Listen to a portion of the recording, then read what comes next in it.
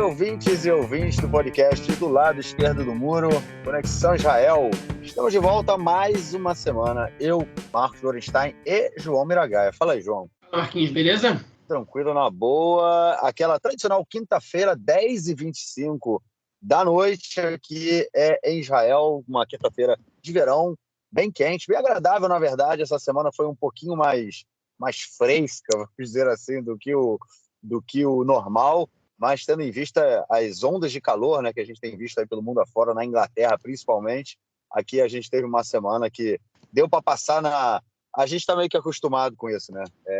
O clima lá na Inglaterra pegando, mas a gente ainda está um pouco acostumado com isso, mas não que as coisas também não vão piorar muito por aqui nesse aspecto. Bom, vamos então passar para o nosso primeiro bloco para tratarmos de questões da política interna essa semana. É isso aí, gente. As eleições se aproximando, aquela coisa toda que a gente conhece, né? Faltando aí pouco mais de 4... A gente está meio de julho, né? As eleições são início de novembro, faltando aí menos de 4 meses, 3 meses e pouquinho para as eleições. A gente comentou na semana passada que mais ou menos até o início de outubro, ou final até de... início de outubro, meio de outubro, vai ser possível inscrever, né? Partidos, chapas, enfim, coligações e tudo mais para as eleições. Ou seja, muita coisa acontecendo, os partidos nesse momento escolhendo as suas lideranças, né? Alguns deles trocando e outros não. E a nossa primeira notícia é sobre o Partido Avoda.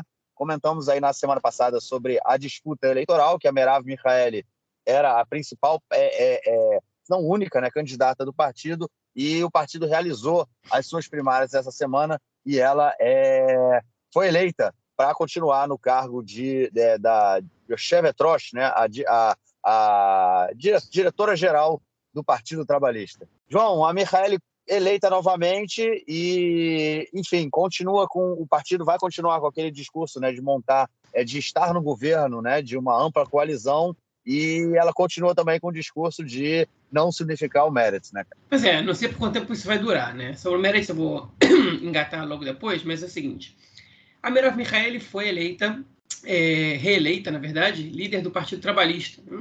Que foi uma eleição muito, muito tranquila para ela.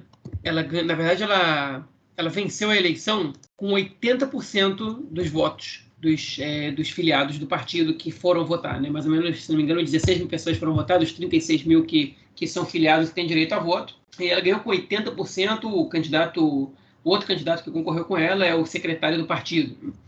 Enfim, foi uma vitória muito fácil, muito esperada. Todos os parlamentares do partido, né, na verdade, os parlamentares e ministros que estavam nesse último governo, que são, a gente está falando de 10 pessoas, 9 pessoas, na verdade, porque ela é uma deles, apoiaram a Merav Michaeli, enfim, e ela venceu com muita facilidade, com 80% dos votos. Por que isso é notícia, então? Isso é tão óbvio? É notícia, caro ouvinte, porque desde os anos 80, absolutamente nenhum líder do Partido Trabalhista tinha conseguido se reeleger nas primárias do partido. Vocês têm noção do que eu estou falando? Desde os anos 80, nenhum líder do Partido Trabalhista conseguiu se reeleger. O Shimon Peres, durante toda a década de 80, se reelegeu como líder do partido. E depois disso, o Rabin ganhou dele em 92. O Rabin foi assassinado. O Shimon Peres herdou a vaga sem primárias. Depois o Shimon Peres perdeu para o Ehud Barak ali em 98. Depois foi o Barak saiu e entrou o Amram Mitzna. Depois o Mitzna perdeu, o Mitzna e o próprio Shimon Peres perderam para o Amir Peretz. Depois o Amir Peretz perdeu para o próprio Barak, que voltou. Depois o Barak abandonou o partido e aí ganhou a Shelley Yahimovich a primária. Depois a Shelley Yahimovich perdeu para o Buzz Herzog, que depois perdeu para o Avi Gabay, que depois renunciou e aí ganhou o Amir Peretz. E aí que renunciou e ganhou a Merav Michaeli a última. E ela tinha concorrentes, embora eram muito menos expressivos do que ela, na mesma proporção que dessa vez. Tá certo, a eleição foi só 1 ano e meio, ela está há pouco tempo no cargo. Agora, enfim, ela conseguiu um feito histórico, né? Mesmo em tão pouco tempo, foi só 1 ano e pouco que ela teve, ela conseguiu se reeleger no Partido Trabalhista, algo que não acontecia há cerca de... Enfim, desde 88, se não me engano, né? Não acontecia há 34 anos. Então, realmente é um momento histórico. Enfim, para um partido que é muito menos expressivo que já foi, para um partido que tem muito menos força que já teve, mas enfim, mostra que a Merav Michaeli ela tem muita força interna, né, com o apoio de toda a bancada, com 80% dos votos, e ser reeleita, que é uma coisa que é difícil, porque sempre tem alguém querendo esfaquear as costas do líder do partido e tomar o lugar dele. Enfim, então ela conseguiu um feito histórico. Mas isso também mostra para a gente outras coisas. Mostra para a gente que o Partido Trabalhista não foi capaz de criar novos líderes. Okay? Ah, mas está falando isso, mas só passou 1 ano e meio. Ah, mas por quê? Tipo, por que tinha que criar novos líderes? A Merav Michaeli assumiu ele. É verdade, mas não foi capaz. Ele também não foi capaz de trazer expoentes externos à política, né, para concorrer pelo Partido Trabalhista. Ou seja, algo que sempre acontecia antes, okay? Que são nomes do segundo escalão, enfim, nomes do primeiro escalão do partido que crescem, que são bons deputados, ou membros de fora da política, como generais, como no caso do Ehud Barak, do Abraham Mitz, né? Que, enfim, que querem entrar para a política e que disputam as primárias do partido. Dessa vez não aconteceu. E a gente não sabe quando que vai acontecer de novo, porque realmente o partido não está produzindo nomes expressivos, justamente porque o partido virou um partido pequeno. Né? E a Merav Michaeli, ela sonha, né, em voz alta, né, em transformar o partido novamente no partido do governo, como ela mesma chama. Ou seja, o que isso quer dizer? Que seja o maior partido da coalizão e que tenha o primeiro-ministro. O Mifleget Shilton, como se diz em hebraico, o partido que controla, que comanda, né, o governo. Então, existe uma discrepância muito grande entre a realidade do partido e enfim, o objetivo, ou a aspiração, melhor dizendo, da Merav Michaeli. Por que eu digo isso? Porque o Partido Trabalhista está hoje aparecendo com entre 5 e 6 cadeiras nas eleições e tem uma ameaça por trás deles, que está no mesmo campo político que eles, okay? Que é a volta, né, eu já vou embalar na próxima notícia do bloco, peço licença para o Marquinhos, a possível volta da Zahava Galon à liderança do partido Meretz, outro partido da esquerda do bloco. A Zahava Galon foi líder do Meretz entre 2012 e 2018 ou 2019. Okay? Ela foi a primeira líder do Meretz que conseguiu fazer a bancada do partido aumentar praticamente desde 92, salvo um período muito pequeno que o partido cresceu de 5 para 6 cadeiras ali no meio do caminho. Ela foi a primeira, né? Agora o Nitz Horowitz conseguiu repetir o feito, mas o Meretz só vinha perdendo cadeiras e ela conseguiu aumentar o número de cadeiras do Meretz nas eleições de 2013 e quase que manteve nas eleições de 2015. Ela perdeu uma cadeira ali naquele momento. Enfim, ela é uma ativista de muitos anos dos direitos civis, né? Também do movimento B'Tselem, que é um movimento de direitos humanos que atua muito nos territórios. Enfim, e ela agora foi muito pressionada para voltar. Ela não era a intenção dela, ela tinha se retirado da política, ela tinha uma coluna no Haaretz, tinha o ativismo social dela, enfim, ela disse mesmo que estava curtindo os netos dela um pouquinho, e houve uma pressão muito grande no Meretz para que ela venha e salve o partido. Okay? Salve o partido da desaparição, salve o partido do ostracismo, e ela topou. Ela não topou ser líder do partido, porque ela não decide sozinha. O Meretz vai fazer novamente primárias abertas, como fez em 2019, mas ela topou se candidatar, e provavelmente o principal candidato de oposição que já anunciou a candidatura é o Yair Golan, o ex-general Yair Golan, que entrou no Meretz tem pouco tempo, não tem exatamente o pedigree do Meretz, mas ele está com muita vontade de liderar o partido, e exatamente por isso, o Meretz é um partido muito purista, né? Um outsider desse como Yair Golan, que não tem tempo de partido, que não tem base ali dentro, enfim, para boa parte dos filiados, dos membros do partido, ele tinha que primeiramente concorrer a uma vaga ali normalmente dentro do partido, porque ele foi escalado. Agora não vale a pena lembrar, ele não entrou na Knesset pelo Meretz, ele entrou na Knesset por um partido criado pelo Ehud Barak, chamado Israel Democrática, que depois se juntou com o Meretz e virou a Mahané Democrática, a União Democrática. E aí depois o Yair Golan, ele ficou com uma herança desse partido pro Meretz, mas ele não chegou a ser votado nas primárias, ele demorou um pouco para se filiar ao Meretz. Enfim, ele também tem umas posturas um pouco contrárias enfim, estranhas para o partido, como ele disse que o termo ocupação não é um termo correto de ser usado, que para o Meretz é um absurdo, para mim também. Se não é ocupação, o quê? Né? O que acontece nos territórios. Enfim, ele tem algumas questões que ainda não são muito claras sobre o posicionamento político dele. É óbvio que ele é um sujeito de esquerda, isso não se discute, pelas práticas dele, pelas propostas de lei, pelo discurso dele, mas, enfim, se o partido ideal para ele é o Meretz ou não, a gente não sabe. Né?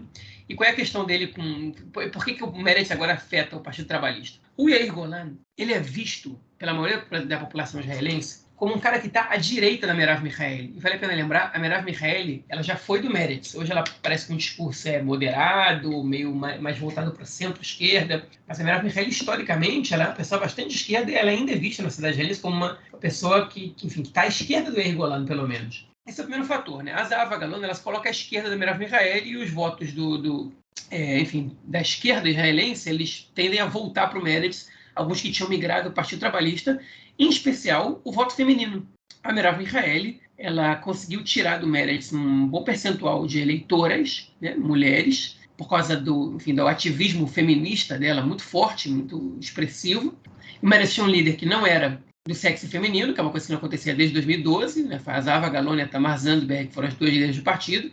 E, se bem o Nitzan Horowitz, ele tem também, dentro da política das identidades, ele tem um certo apelo da comunidade LGBT, uma vez que ele é membro dessa comunidade. Vale a pena dizer que a comunidade LGBT, que se identifica muito fortemente com a causa, ela já vota no Meretz. Enquanto as mulheres elas se dispersam por vários partidos, a causa feminista ela está presente em outros partidos, mais que a causa LGBT, digamos assim. O Meretz sempre foi muito mais forte, muito mais expressivo nisso.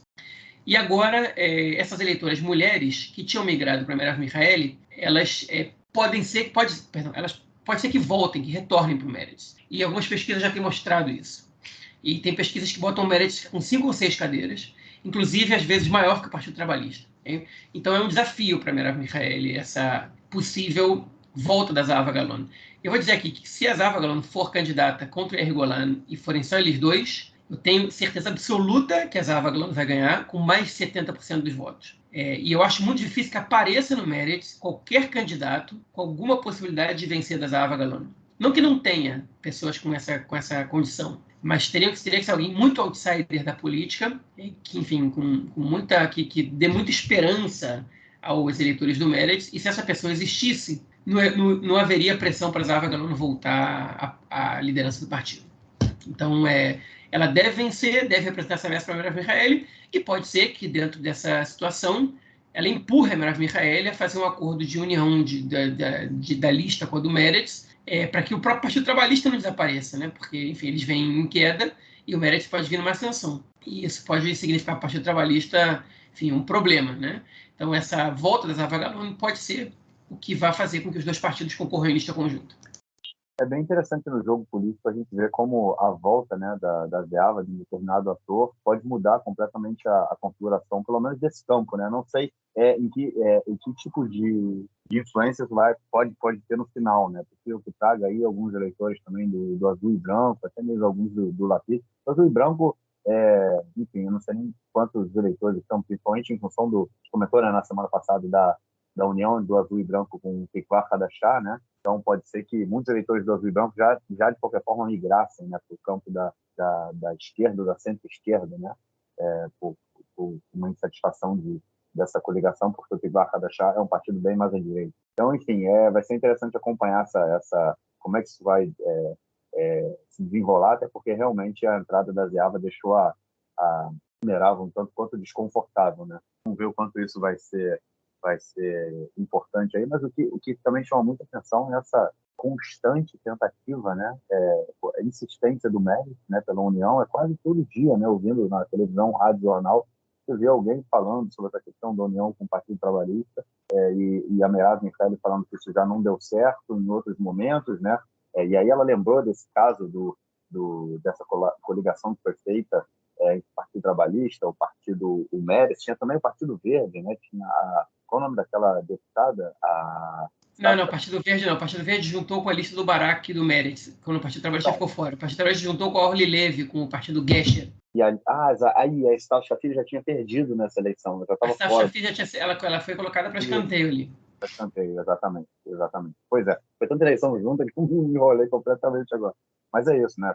Foram algumas tentativas, isso que me chama a atenção. A Merav Michaeli, ela sempre fala, a gente já tentou isso antes e não foi positivo, não deu certo. Inclusive, teve uma das eleições que parece que o bloco perdeu, né, votos por conta dessa união, dizendo aí que votos teriam ido para o azul e branco, né, por conta da união do Partido Trabalhista com a Vodá. Por outro lado, assim, eu não vejo em nenhum momento a parte dela um pensamento estratégico, no sentido de, beleza, a união com o Meretz, ela não pode ser somente uma união para o próximo processo eleitoral, em novembro. Não, a gente tem que fundir os partidos e pensar estrategicamente o movimento da esquerda e construa algo novo, da centro-esquerda e construa algo novo, né? Porque essa disputa entre os dois por uma base muito próxima, né? Você tem aí os eleitores históricos de cada um dos dois, mas você tem ainda uma base muito próxima, tanto é que a gente vê essa migração de um lado para o outro. Ao invés de você construir um partido mais... Não é construir uma caminhar junto na eleição, é construir uma estratégia de longo prazo, né, para disputar. Se é esse o objetivo da Merav Michaeli, em fazer com que o Partido Trabalhista volte, né, a ser o partido de governo, ela não pode pensar em querer ser primeira-ministra com 7 cadeiras, com 8 cadeiras. Entendeu? Ela tem que construir uma coisa grande. E ela tem que, para construir uma coisa grande, ela vai ter que se unir com outros partidos e com outros partidos que têm um pensamento bem mais próximo que o dela, a não ser que ela queira levar o Partido Trabalhista ainda mais à direita, né?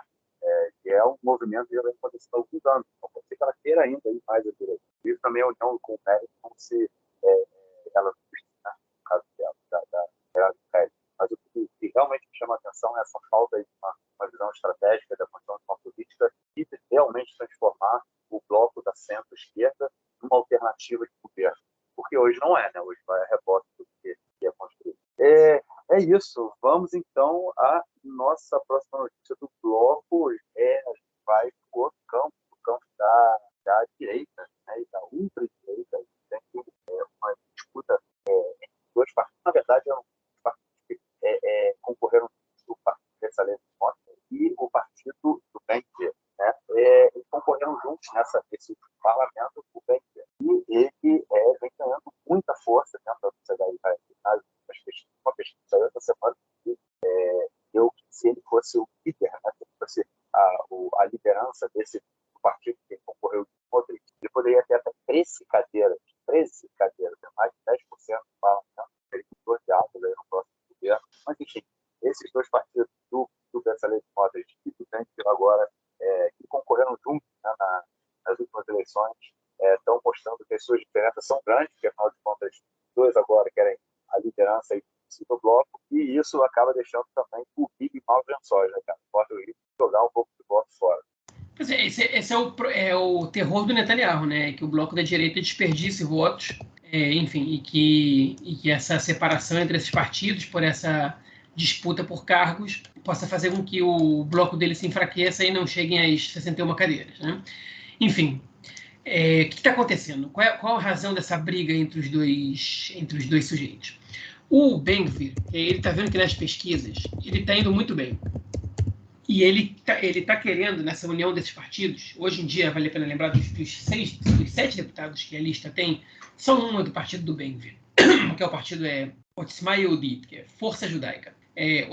Outro deputado é do partido Noam, que é o chamado Avi Maoz, e todos os outros são do partido do Smotrich, do Bezalel Smotrich, chama Ihud Leumi, União Nacional. E a lista todos juntos, eles chamaram de sionismo religioso. E o Ben-Gvir está dizendo o seguinte, olha só, nas pesquisas, quando a gente está separado, eu estou aparecendo com 6 cadeiras e você com 5. Então, enfim, eu quero melhores lugares. Eu entendo até se tem você ser o número 1, porque essas pesquisas podem não dizer nada e tal, mas eu quero aí, pelo menos, igualitário. E o Smotrich, ele tem uma diferença muito grande, né? Hoje em dia ele tem 5 das 7 cadeiras de partido. Ele não está afim de dar para o Ben-Gvir metade, né?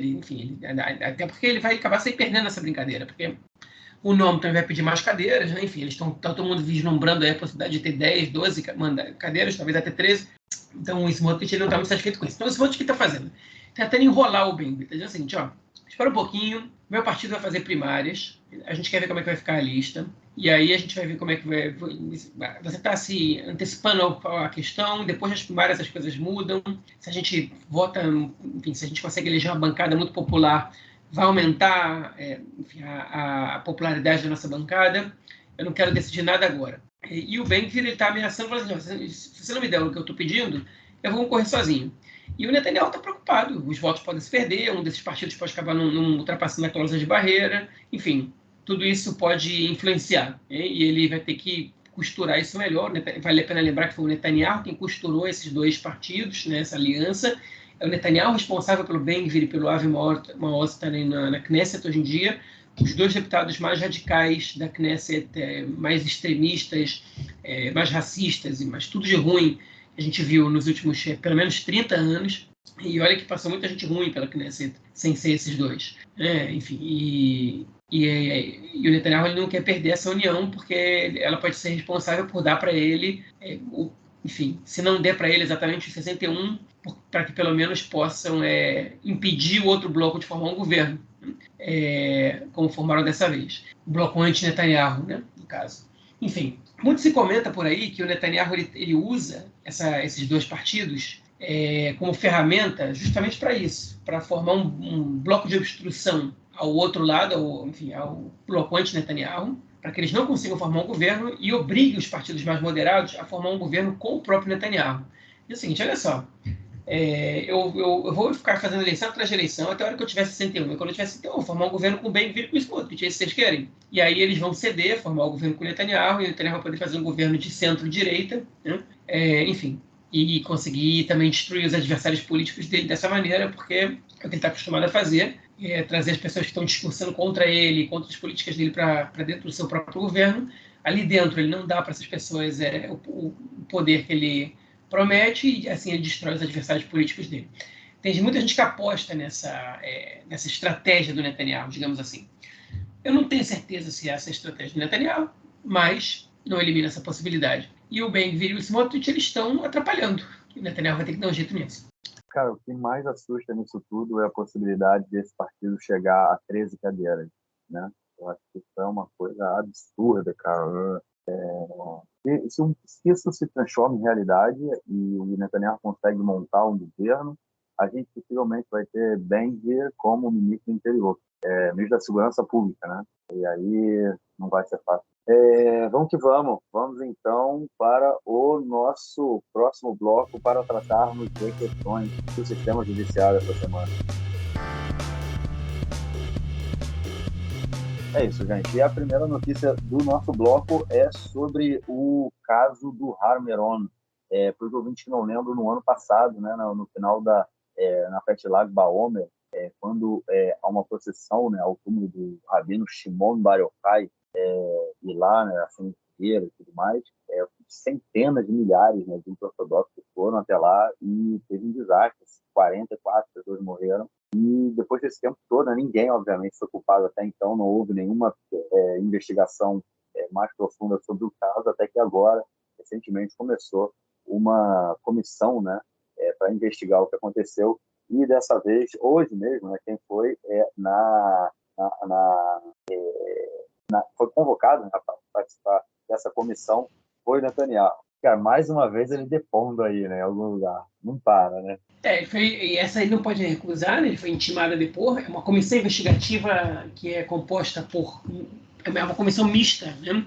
Que é composta por membros do judiciário, ela é chefiada por um juiz da Suprema Corte, e também participam dela políticos e outros especialistas e profissionais. E Netanyahu, na condição de ex-primeiro-ministro durante a época do desastre, ele foi convocado a depor. E, enfim, foi questionado sobre a sua função. E foi impressionante a quantidade de vezes que o Netanyahu disse que não sabia. Eu não sabia disso, eu não sabia daquilo, eu não estava informado, eu não sabia. E todas as vezes possíveis ele escapou da responsabilidade. Isso não era minha responsabilidade, isso não era minha responsabilidade, isso não era minha responsabilidade. Então, disseram para ele.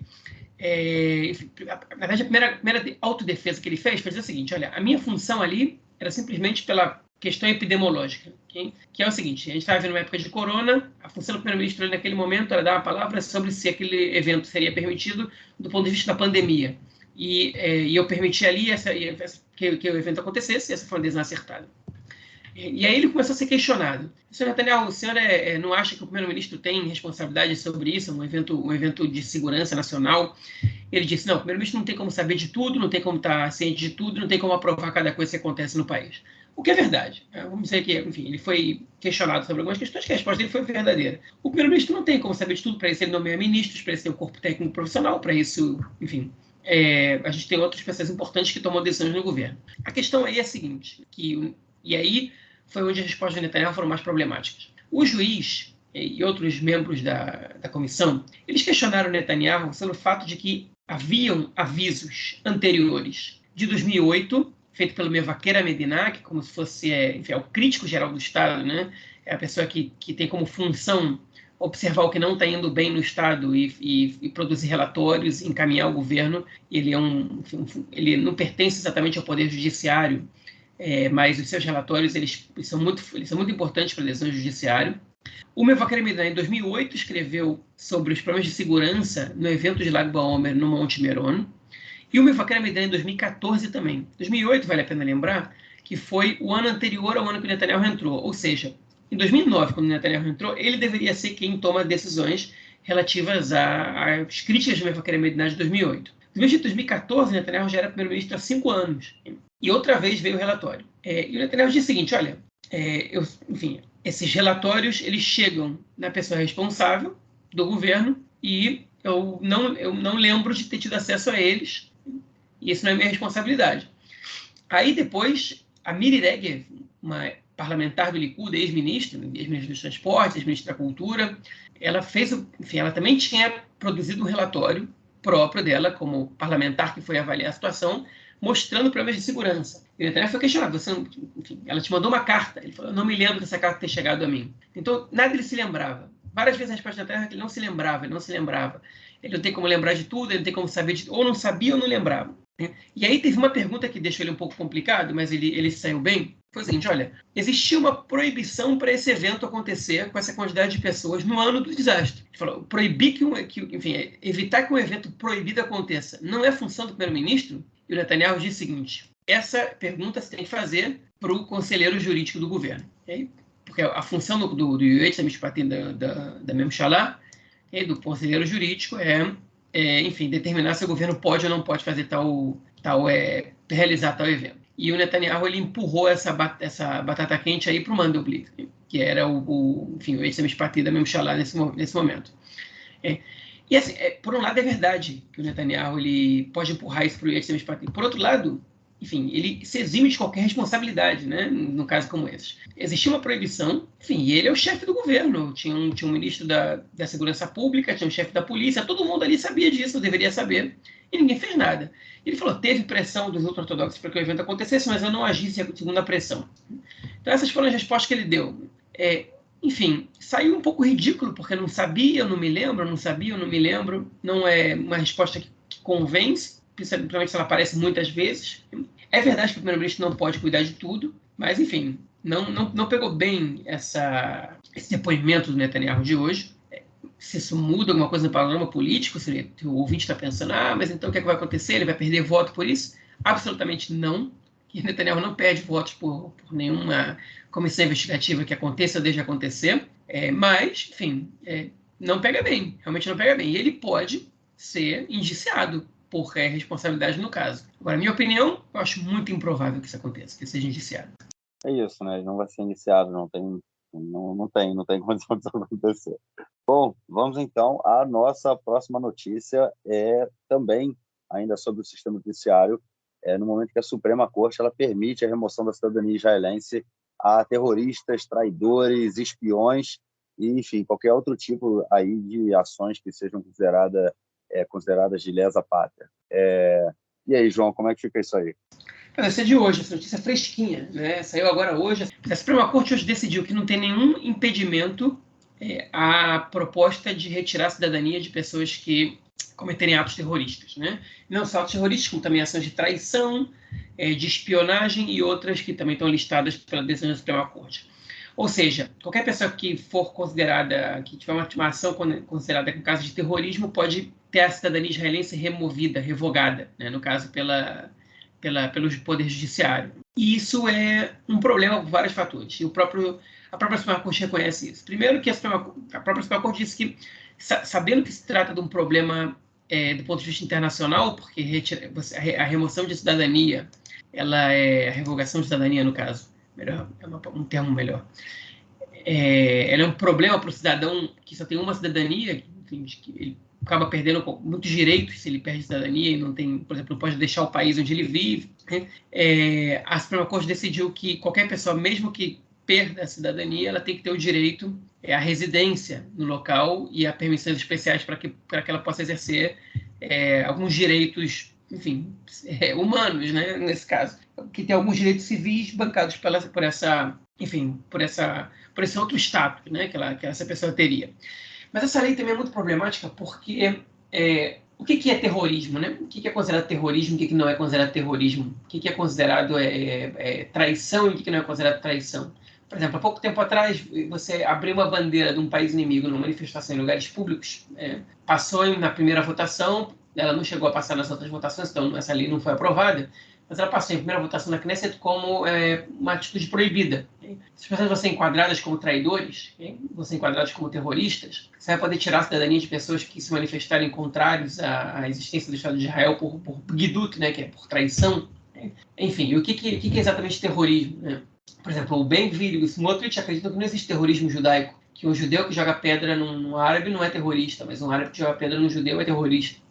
Então, será que a gente vai ter 2 pesos, 2 medidas? Enfim, os judeus que cometem ações como sair disparando, jogar pedras, nunca são chamados de terroristas pela imprensa, pela sociedade de maneira geral, ainda que sejam vistos como criminosos que possam pegar cadeia.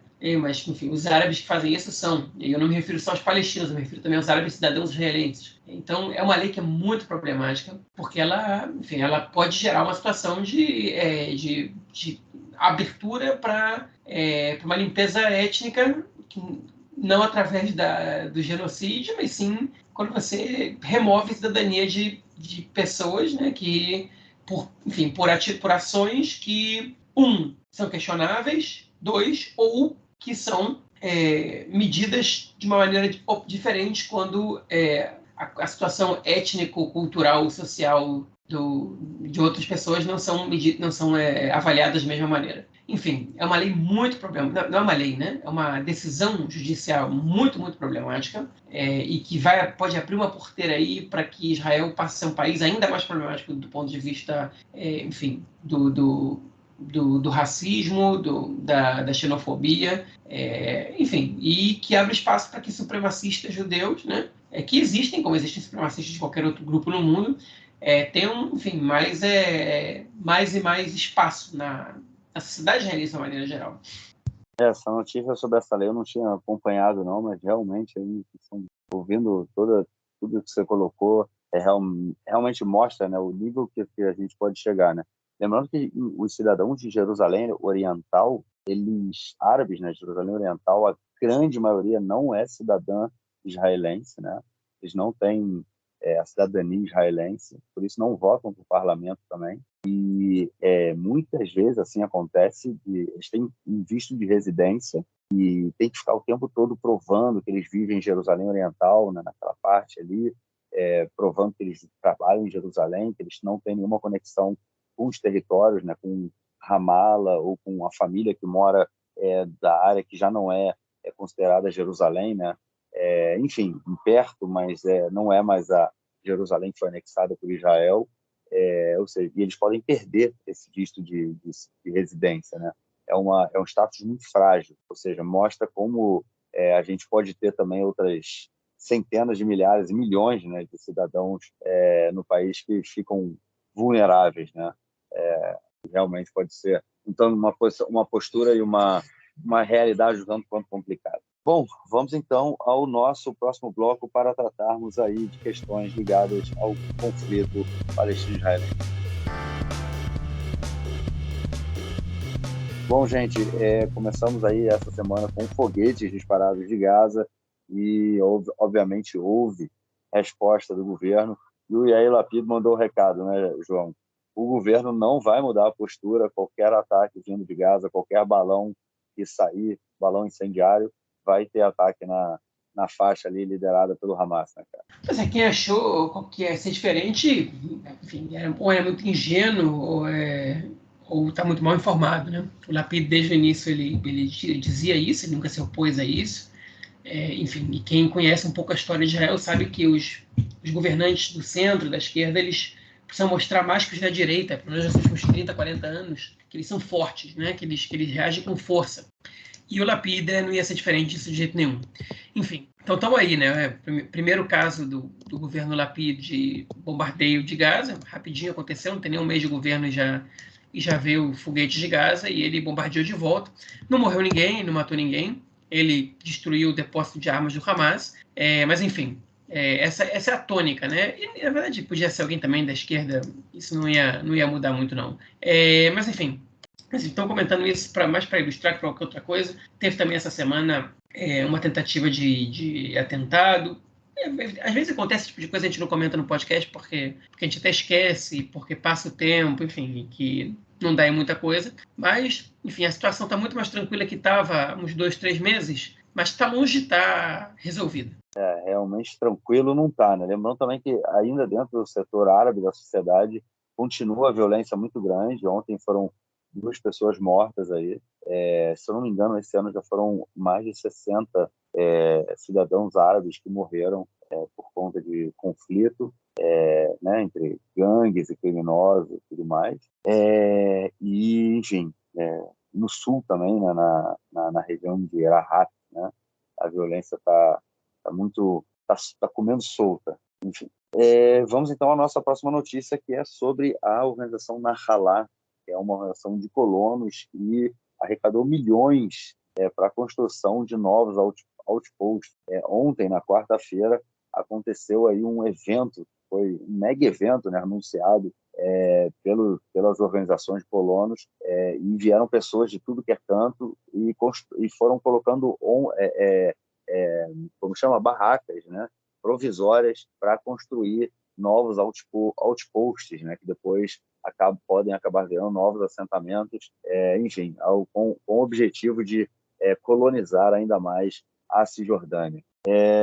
João, botaram ali umas barracas de campo, fizeram barulho, mas hoje o exército foi lá e tirou todo mundo, né, cara? Foi, mas eu vou voltar um pouquinho, porque essa história é muito interessante. Okay? O Nahalá é uma organização que existe, mas legalmente ela não existe. É uma organização que reúne colonos religiosos, especificamente, 99% deles, ultra-radicais, que, enfim, cuja principal ação é a construção de assentamentos ilegais segundo a lei israelense, né? Porque, segundo a lei internacional, todos os assentamentos na Cisjordânia são ilegais. Mas, enfim, segundo a lei israelense, você pode construir assentamentos se o governo permite em regiões tal e tal e tal. Okay? E existe um tipo de assentamento chamado Ma'haz, que é quando, enfim, um grupo de colonos decide simplesmente construir assentamentos, basicamente com estruturas de trailers ou muito precárias de madeira, e aos pouquinhos vai colocando eletricidade, vai colocando isso, aquilo outro, começa a viver ali, levar famílias, mulheres, crianças, para ser mais difícil a remoção, e depois pleitear a legalização desses marrazim, desses assentamentos ilegais e, enfim, feitos de maneira precária.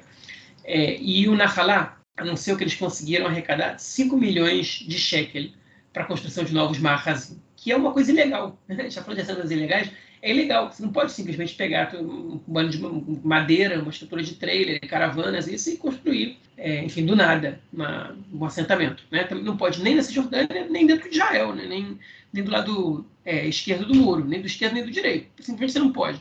Na Cisjordânia, obviamente, tem a questão internacional do conflito, que faz com que seja ainda mais problemático. Mas, enfim, eles se veem como os continuadores do movimento sionista lá do início do século XX, né, dos Halutzim, dos pioneiros, que construíram do Romão Migdal, né, que construíam kibbutzim baseado na permissão britânica, né, de que tudo era considerado um território ocupado, ocupado no sentido de, enfim, de que ele tem, você pode ocupar e você pode viver nele qualquer território que tivesse uma torre no meio e um muro em volta. Romão Migdal significa isso, né? Romão é muralha e Migdal é torre, é uma torre de água e uma muralha.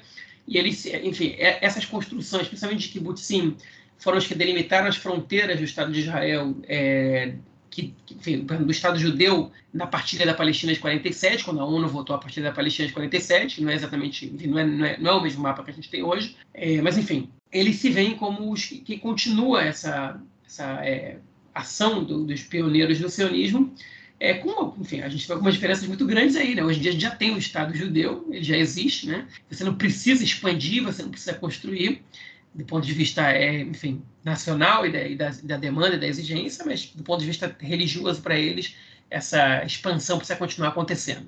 Okay?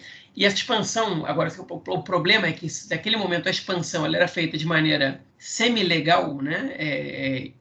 enfim, num território mandatário, né, uma espécie de colônia britânica, hoje em dia o Nahalá e outros movimentos fazem essa expansão de maneira ilegal, de acordo com as leis do próprio Estado judeu, né, do próprio Estado de Israel. Enfim, eles não têm vergonha de dizer isso, eles arrecadaram esse dinheiro e começaram a fazer as construções. Agora, se eles não existem na lei israelense, como eles conseguiram arrecadar 5 milhões de cheques? E aí vem a parte mais interessante. Eles usaram empresas laranjas para isso.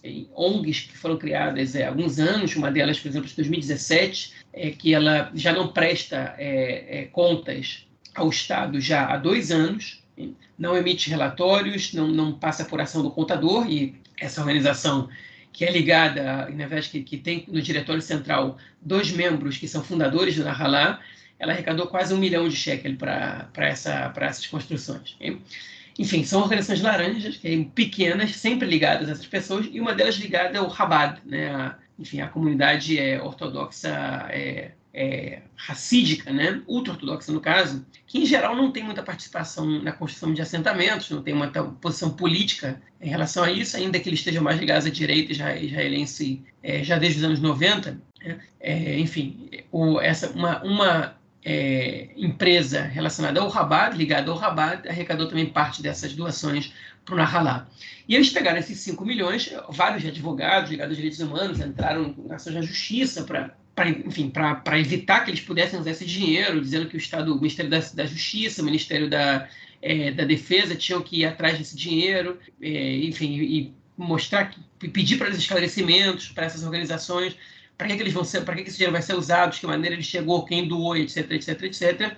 Uma vez que o Nahalá mesmo foi a público dizer que ele tinha arrecadado esse dinheiro para fazer uma atitude ilegal, eles não tiveram resposta do Ministério da Justiça, do Ministério da Segurança, do Ministério da Segurança Interior, e os colonos do Nahalá foram construir mais assentamentos, mais marrazim. Um grupo de parlamentares do Meretz também foi para tentar evitar essa construção, foram usar a imunidade deles parlamentar para se colocar ali na frente. Outros ativistas de direitos humanos da esquerda também foram tentar, mas os colonos eram muito mais numerosos, e quem teve que ir para o pau para evitar essa construção foi o exército e a polícia. Né? E ontem, na quarta-feira, isso foi um pouco mais complicado. Na quinta-feira, que é o dia de hoje, eles conseguiram remover todos os marrazinhos construídos, mas isso foi só uma batalha, isso não é o fim da guerra de jeito nenhum. E são 5 milhões, 5 milhões é muito dinheiro. Com 5 milhões você pode fazer muito tumulto, dá para fazer muita coisa. Hein?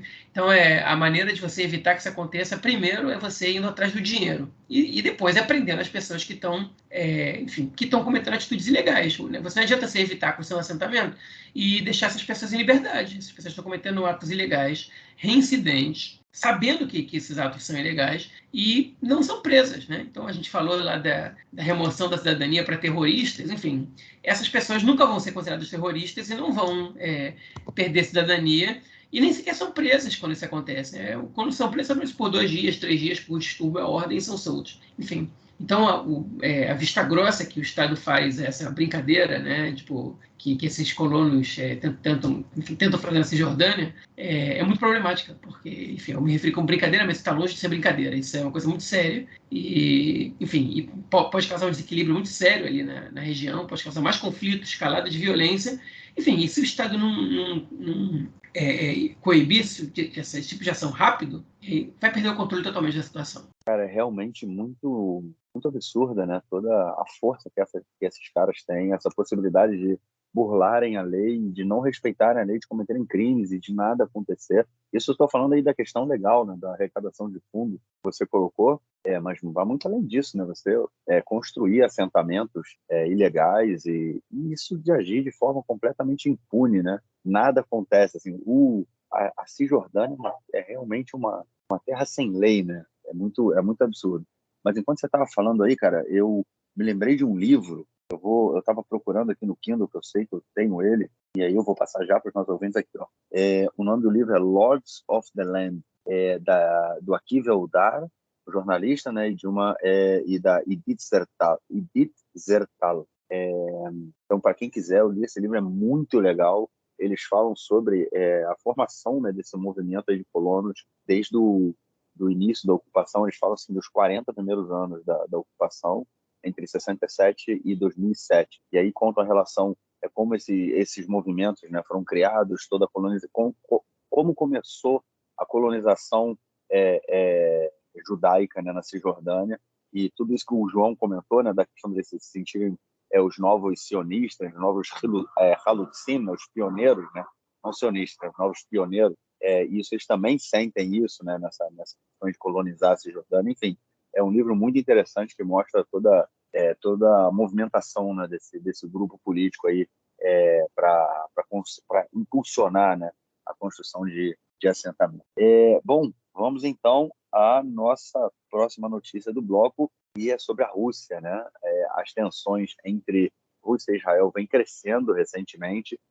O Lapid, antes de assumir, né, na verdade, ele era ainda o ministro das Relações Exteriores. Ele tinha sido bem crítico, né, à Rússia, né, em função da guerra com a Ucrânia, falando que a Rússia era responsável pela guerra, e agora ele assume como primeiro-ministro e, enfim, as relações andam um pouco, vamos dizer assim, conturbadas, né? A Rússia também não gosta nem um pouco aí dos ataques israelenses à Síria, lembrando que a Rússia, né, foi fundamental aí para garantir a permanência do Assad no poder, e agora a gente tem um novo caso aí que é a Sokhnut, né, a agência judaica, que é responsável por fazer as aliot, né, por trazer os judeus também, obviamente, da Rússia, né, os judeus do mundo inteiro para Israel.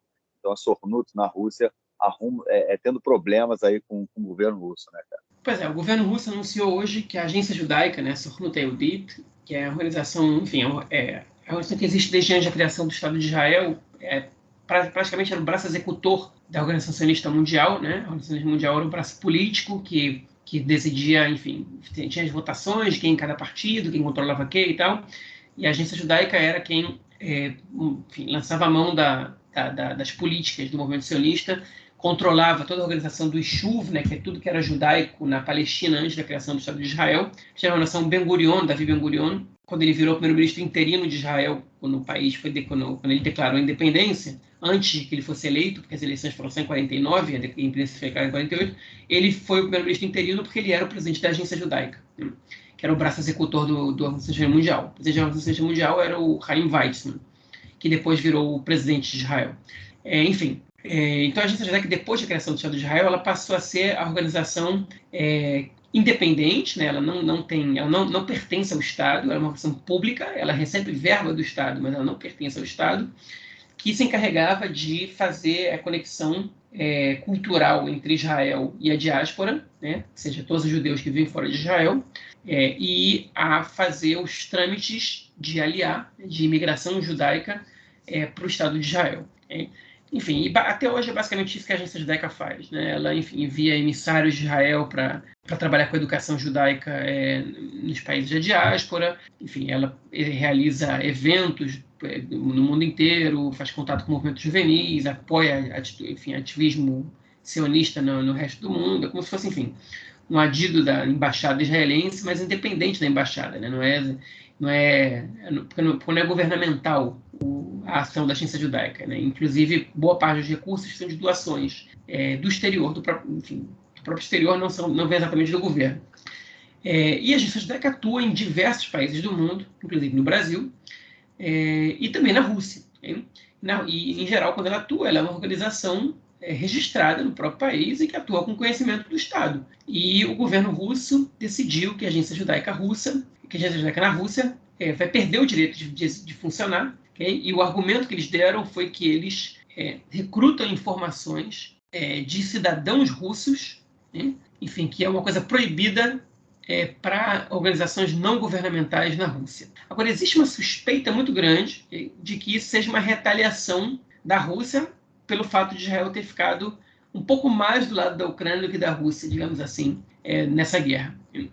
Enfim, o próprio ministro da diáspora, o Nahman Shai, disse isso com essas palavras, né? Outros não quiseram dizer isso dessa maneira, mas o Yair Lapid ficou muito preocupado. Ele coordenou, junto da ministra da Aliá e Absorção, a Pnina Tamanushata, que é do mesmo partido que ele, que é do Azul e Branco, né? Ela era do partido do Lapid, foi para o Azul e Branco. Eles coordenaram ali juntos com uma mishlachat, né? Como fala isso? Uma delegação composta por membros técnicos de 4 ministérios, que são o Ministério o Ministério do Primeiro-Ministro, né, a Secretaria do Primeiro-Ministro, mais o Ministério da Aliança e Absorção, mais o Ministério da Justiça e mais o Ministério da Defesa, que juntos viajam para a Rússia para tentar convencer o governo russo a não fechar a agência judaica. A decisão do governo russo não foi imediata, ou seja, a agência judaica não tem que precisar ser fechada amanhã nem depois de amanhã. É um indicativo e me parece muito claro que a Rússia, enfim, está botando pressão em Israel, que é uma ação política. Não sei se vocês lembram, mas a gente comentou bastante nesse podcast aqui há um tempo atrás, sobre o caso de uma cidadã israelense que foi pega com drogas na fronteira, que foi pega com drogas no aeroporto na Rússia e ficou alguns meses lá, e o Netanyahu, enfim, conseguiu liberar ela em negociações com o Putin, e que, apesar de que isso não se tornou público, né, parece que o Putin queria, em contrapartida, que Israel liberasse um preso russo que estava sendo procurado pelos Estados Unidos, e Israel conseguiu capturá-lo aqui dentro, por ter clonado cartões de crédito de cidadãos americanos, né? Enfim, então é uma estratégia que o governo russo faz, né, de dificultar as relações com outros países para poder conseguir alguma coisa. Enfim, quem está acompanhando agora também sabe da jogadora, da atleta norte-americana também, que foi presa na Rússia também por estar portando uma substância proibida. Enfim, e essa é uma estratégia do governo em Moscou de você criar um revés para outro partido, para outro país, de modo que você possa negociar o que é caro para você e você tenha armas para isso. É o que está me parecendo esse caso, do fechamento da agência judaica. Porque já funciona na Rússia de maneira legal há mais de 30 anos. Enfim, fica aí a notícia. Se tivermos atualização nos próximos dias, a gente volta a falar sobre esse assunto. É isso. João, algo mais a declarar ou a gente fica por aqui, cara?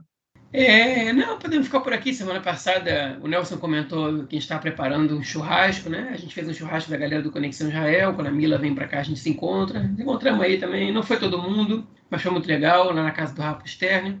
Enfim, foi um evento bacana. Bom rever todo mundo. A gente não tem se encontrado tanto. Enfim, é sempre um evento legal. O Nelson não veio porque está no Brasil.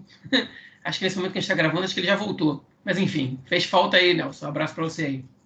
É isso, agora a gente vai ter que marcar um outro para trazer o Nelsinho também. O Nelsinho é fundamental. Bom, é isso, João. Então a gente fica por aqui e se fala na semana que vem para gravarmos nosso próximo episódio. Valeu, cara. Grande abraço. Abraço, até mais. Valeu.